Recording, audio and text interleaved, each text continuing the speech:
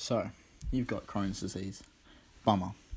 Lucky for you, this video will provide you with everything you need to know about what Crohn's disease is, why you might have it, what its symptoms are, what your treatment options are, and how you can manage life with Crohn's disease going forwards.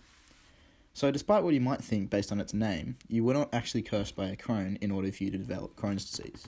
It is actually the chronic inflammation of the small intestine, normally at the distal end or furthest from the stomach.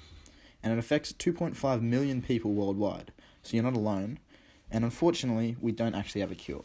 Sorry. Now, there are actually a few different categories of Crohn's disease, and the type that you have depends on the severity of the disease and your symptoms. So you should probably talk to your doctor and determine exactly which type you have, because you don't want to be receiving treatment for mild Crohn's disease when you actually have a severe case. Probably wouldn't be the best. Now that you know which type of Crohn's disease you have, won't it be fun to learn what caused it? Well, I can't actually answer that because we don't really know what causes it, and it varies in its pathogenesis from person to person, but we do have some theories. So one of the most accepted theories is that Crohn's disease is genetic. This would mean that it was passed down to you by your parents or your grandparents, and it would either be specifically caused by a certain gene, or there could be certain genes that make you more susceptible to developing Crohn's disease via other means. Other means, such as bacterial or viral infections, where the immune system in the small intestine attacks your body's own cells along with the invading pathogens, which causes the inflammation typical of Crohn's disease. Now, as for your symptoms, hopefully you let your doctor know all of them so that you could be correctly diagnosed and categorized, but just for fun, here's a list of all the different symptoms you can expect to come along with your new disease. Now, depending on which of these symptoms you exhibit, your treatment and disease management will change. The ultimate goal is to treat any acute flare-ups of your disease and to achieve and maintain remission.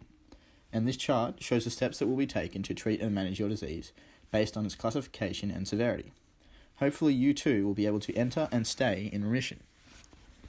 Luckily for you, there's loads of different drugs and medications whose specific names I won't bore you with.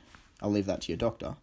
And there's other options such as nutrition therapy, where your diet and nutrient intake is closely managed to maintain intestinal health.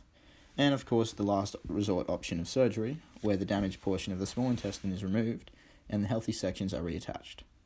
But everyone is different, so it's very likely that one specific treatment won't work for you, even if it works for someone else. You'll most likely go through a number of different drugs and a combination of those drugs with other treatments, such as nutrition therapy. And hopefully you'll be able to avoid a trip to the hospital for surgery, unless your symptoms get too bad. But that's about all you really need to know about your shiny new disease. Hopefully you learnt something new about it, and hopefully you feel more comfortable moving forward in your journey towards remission. Good luck.